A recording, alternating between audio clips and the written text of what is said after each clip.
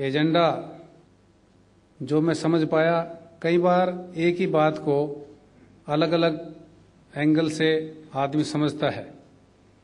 जैसे यहाँ ये पीछे लिखा है मिसकंसेप्शंस एंड क्लैरिफिकेशंस इस्लाम के बारे में, तो मैंने किसी और दृष्टिकोण से उसको समझा था।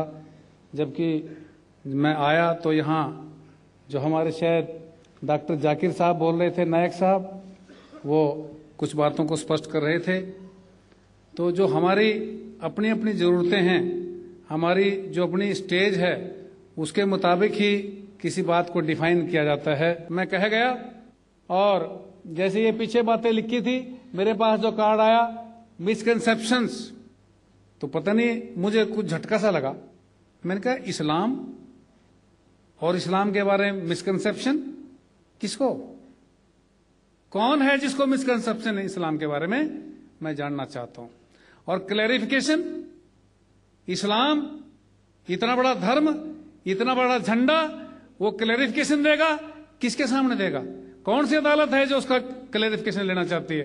कौन माई का लाल है जो उसकी देशभक्ति पर उंगली उठाना चाहता है? कौन माई का लाल है जो उसके धर्म के सिद्धांतों पर शक करता है? कोई अदालत लगा के पूछना चाहता है? कोई वारंट जारी करना चाहता है? कौन है दुनिया के अंदर ऐसा अज्ञानी व्यक्ति जो ये जानना चाहता है कि इस्लाम आए और हाजिर हो और हमें बताया कि तुम्हारे अंदर ये कमी है, ये कमी है, ये गलती है, वो गलती है? तो जो मैंने समझा मैंने कह दिया। तो मुझे नहीं पता किस प्रकरण में मैंने समझा और किस प्रकरण में मैंने कह दिया। तो मुझे बड़ा कड़वा सा लगा। जो मुझे कार्ड लेके दोनों साथी आए, मुझे इनके ऊपर गुस्सा आया। अरे मैं कहा ये क्यों छपवा दिया? क्या बात, कोई अपराध की वृत्ति है? कोई डर रहे हैं किसी से? किससे डर रहे हैं? क्या हमारे ऊपर कोई आरोप पत्र, चार्जशीट जारी की है किसी ने? तो इस्लाम एक ईश्वर का हुक्म है, भगवान का आदेश है। और मैं एक बात कहना चाहता हूं, छोटी सी बात है, सबके समझ में आने वाली बात है। जब आदमी बीमार होता है और उसको डॉक्टर के पास ले जा रहे होते हैं और डॉक्टर उसकी तकलीफ दूर करना चाहता है, तो क्या डॉक्टर का धर्म, क्या डॉक्टर की जाति या गोद पूछते हैं कि डॉक्टर ने कहाँ पढ़ाई की, ये पूछते हैं? सिर्फ इस बात की चिंता रहती है कोई मेरे मरीज को बचा ले, कोई इसको मरने से बचा ले। इस बात पर नजर पूरे परिवार की रहती है और किसी बात की नहीं रहती। और आज इस दुनिया को बचाने के लिए इस्लाम ने बहुत बड़ा रोल किया है। आज बहुत बड़ा रोल इसके सामने है। बहुत बड़ी चुनौती का जवाब इस्लाम को आगे बढ़कर देना पड़ेगा। एक जब ये अपने डॉक्टर जाकिर साहब बोल रहे थे तो आदमी सोचता भी रहता है ना, आदमी के अंदर फाउंटेन की तरह से दिमाग है आदमी का। तो जब मेरे ये कह रहे थे कि भाई अमेरिका में, घटिया सी बात है वैसे, पर घटिया को बढ़िया तरीके से कहना चाहता हूं कि अमेरिका में 2000, पता नहीं हम इतनी देर से बैठे हैं, इतने में इतने रेप हो गए होंगे।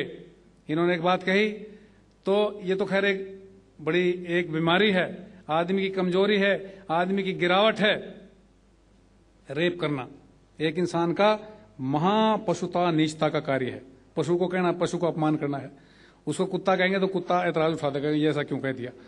तो मैं ये कहना चाहता हूं, वैसे मेरे मन में आई, भाई ये तो आपने सोच लिया कि अमेरिका में इतने रेप होते हैं। क्या आपने कोई ऐसा देश देखा जो देश दूसरे देशों का रेप करता है? अमेरिका अपने आप में एक रेप का प्रतीक है। इराक के अंदर क्या कर दिया? और क्या कहना चाहता है?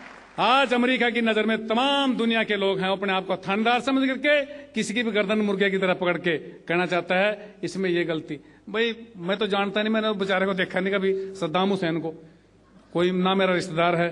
मैं फोटो फाटो देखी हूँ उसके एक आध बार, पर मैं पूछना था तो मेरे दिल में बड़ा दर्द उठता है। अरे तुमने कहा उसके पास रासायनिक हथियार हैं, उसके पास इस्लामिक बम है, उसके पास पता नहीं क्या है क्या नहीं है, उसके पास जादू टोना है, और उसको पकड़ के कैद कर लिया।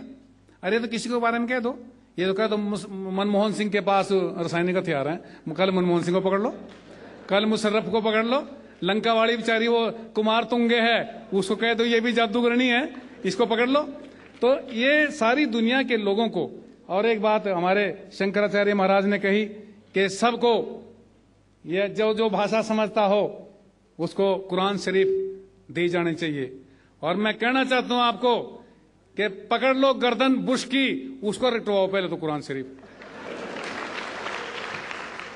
किसी भाषा में समझता हो भाषा में, नहीं तो गांव वाली भाषा में, जैसे भी समझा सकते हो समझाओ।